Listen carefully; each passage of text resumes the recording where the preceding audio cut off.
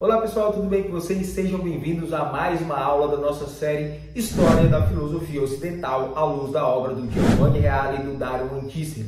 Eu sou o professor Emanuel Avelino e antes de iniciar essa aula eu peço que você curta, comente e compartilhe com todos aqueles que se interessam em compreender as ideias que formaram e informaram o Ocidente.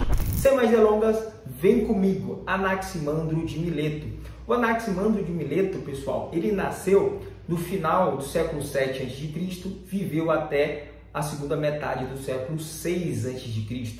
Provavelmente foi discípulo do Tales de Mileto. O Anaximandro elaborou o primeiro tratado filosófico do Ocidente. Ele elaborou uma obra chamada Sobre a Natureza, que aqui vai expressar o primeiro tratado filosófico do Ocidente escrito em prosa, livre da métrica, livre dos versos, da rima, da musicalidade que nós encontramos nos poetas, tal como Homero, Hesíodo e etc. O problema do princípio em Tales de Mileto, o problema se aprofundou e rompe com o Tales de Mileto, da qual o princípio originário do universo era a água. Lembrando que para Tales, a água primordial, a arquê, o princípio originário do universo, não é esse elemento físico-químico que nós bebemos, mas a água primordial seria o elemento da qual todas as coisas se originaram, da qual todas as coisas são sustentadas por esse princípio e da qual todas as coisas se encerram nesse princípio. Para o Anaximandro, a água já é uma derivação deste princípio, portanto, a água não pode ser a arqué, o princípio primordial e originário do universo. Para Anaximandro, o princípio, a arquê, é o infinito, é uma natureza infinita, indeterminada, certo? E indefinida. Tudo que existe provém, tudo que existe derivou, tudo que existe no universo derivou deste único princípio que ele chamou de o infinito. O termo usado por ele, mais propriamente, é aperon. Aperon significa aquilo que não está privado de limites. Ou seja, não tem o aperon, esse infinito, segundo o Anaximandro, ele não tem limites externos, ou seja, espacialmente. Portanto, ele é espacialmente ilimitado. Ele é quantitativamente infinito. Ele não tem limites internos, ou seja, ele é qualitativamente indeterminado. E justamente, diz o Anaximandro, tudo que é limitado tende a vir de algo ilimitado. Ou seja, justamente pelo ápero ser infinito, que dele decorre todas as coisas. Tudo que existe, tudo que se origina, nada mais é do que uma delimitação e uma definição deste ápero. Imaginemos como uma infinita massa de modelar. E dessa massa infinita, sem forma, nós iríamos delimitar essa massa de modelar, nós iríamos defini-la e algo passaria a existir a partir dessa infinita massa de modelar. Então é mais ou menos nessa dinâmica que tudo se origina do ápero. Por ser ilimitado e indefinido, todas as coisas surgem como delimitação e definição deste ápero. Para o Anaximandro, esse princípio abarca e circunda tudo. Este princípio governa e sustenta tudo. Como eu mencionei, tudo que existe no universo nada mais é que uma delimitação dele, uma definição dele, uma determinação do ápero. Tudo consiste e nele existe. Tudo se origina do ápero, tudo é sustentado pelo ápero e tudo se encerrará, retornará no ápero.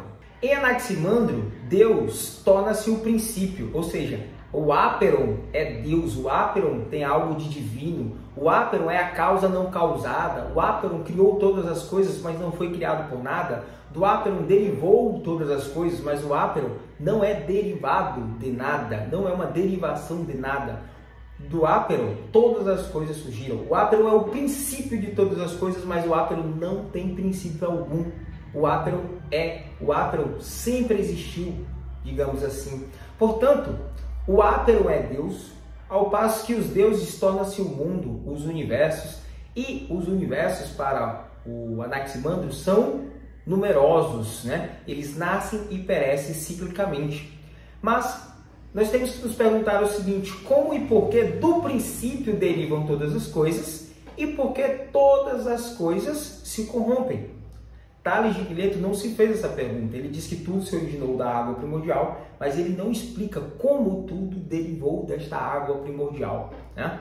Mas o Anaximandro, ele vai dar uma explicação de como as coisas derivam deste princípio ápero, do infinito, do ilimitado. Para Anaximandro, a causa da origem das coisas é uma espécie de injustiça originária, enquanto a causa da corrupção e da morte das coisas é uma espécie de expiação de tal injustiça. Para Anaximandro, o mundo é constituído por uma série de contrários que tendem a predominar um sobre o outro. Então, o calor e o frio, por exemplo, né, são dois contrários.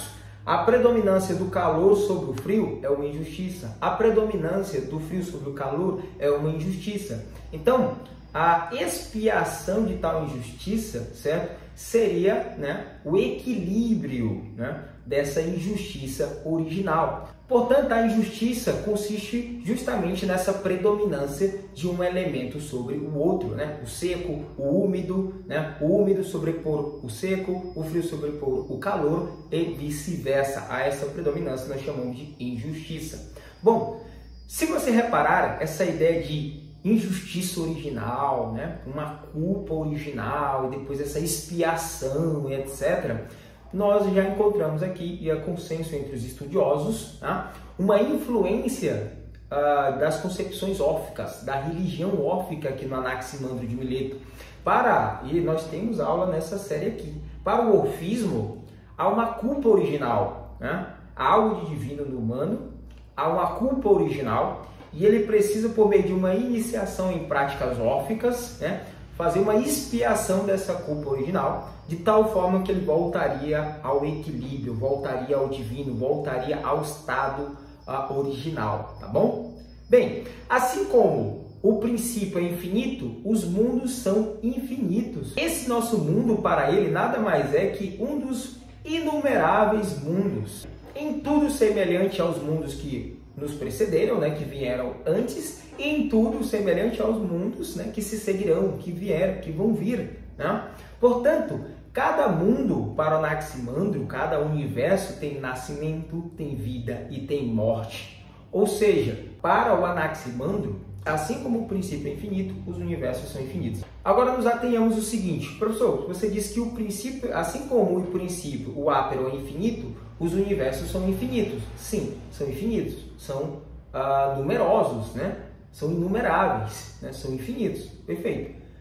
Mas você disse que esses universos infinitos, eles nascem, eles têm nascimento, eles têm vida, eles têm morte? Sim, eu disse que eles são infinitos, eu não disse que eles são eternos.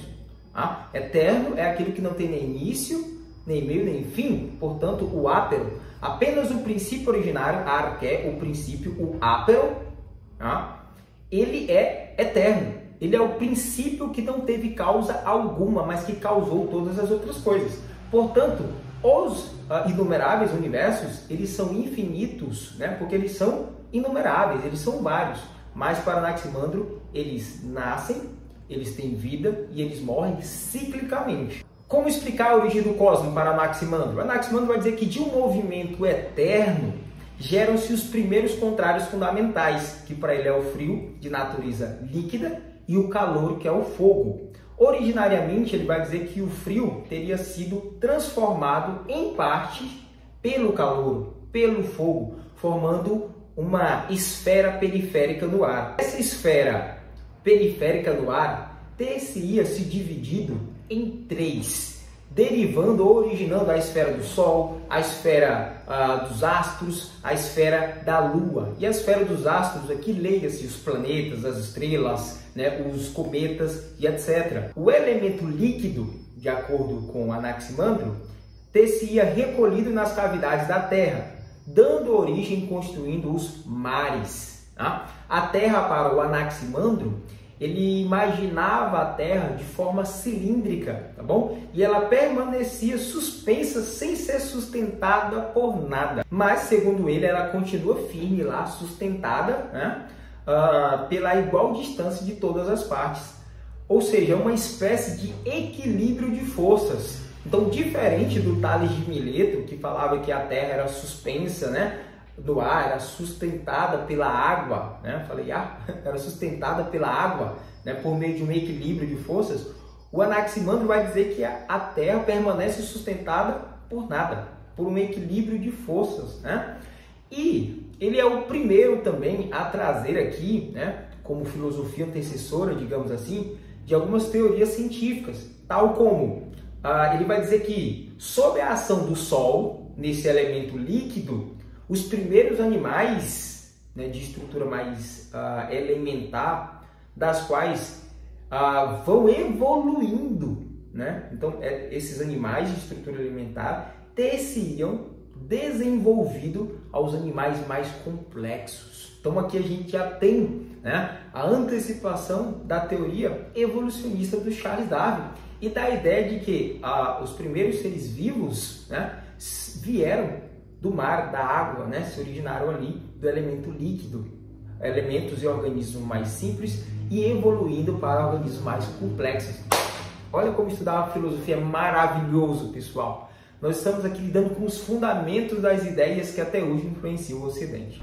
Bom, pessoal, nós paramos por aqui, tá? E hoje nós falamos do Anaximandro de Mileto, a aula mais curtinha, apesar de ser mais complexa do que a do Tales de Mileto, né? Então eu peço que, se você gostou dessa aula, eu peço que você curta, comente, compartilha. Se você quiser me seguir lá no Instagram, o meu Instagram é prof.emanuel_avelino. Até a próxima aula.